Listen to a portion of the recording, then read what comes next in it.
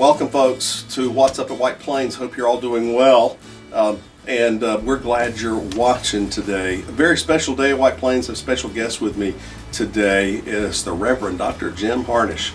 And some of you recognize that name because Jim and his team at Hyde Park United Methodist Church are responsible for Disciples Path, which we're kicking off today throughout the congregation. 420 books have been given to you as we break up into small groups, Sunday schools, as we kick off kind of this this part of our vision of who we are, of becoming a church of disciples.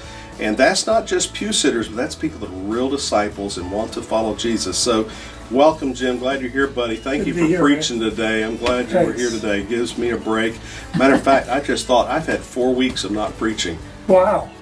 God is so you good. may forget how to do it. Oh, yeah, that's probably, well, they say he never knew how to begin with. So anyway, but Jim, welcome. You are pastor of Hyde Park for how many years now? 22 years. 22 years. Now retired in 2014 and is now helping other churches, and we appreciate you coming here.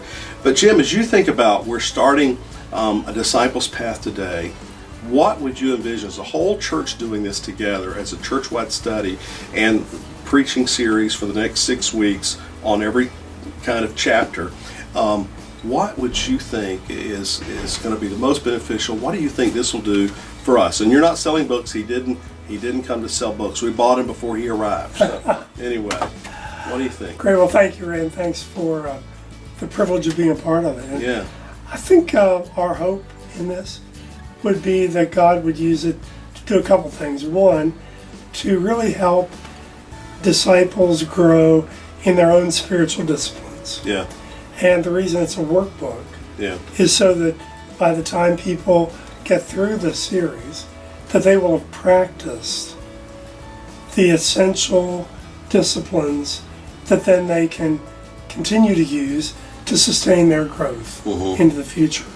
So we really hope that it helps people discover for themselves, what does it mean for me to learn how to pray, my presence, my gifts, my service, my witness.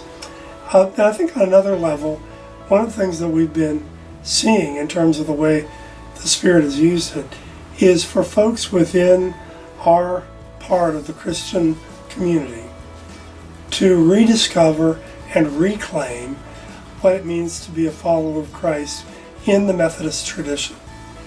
I've been amazed at the number of people who have said, I've been in the church all my life.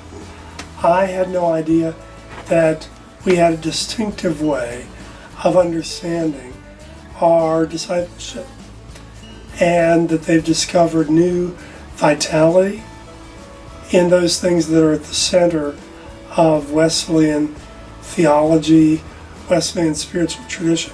Now, this is not a seminary course in theology. Right.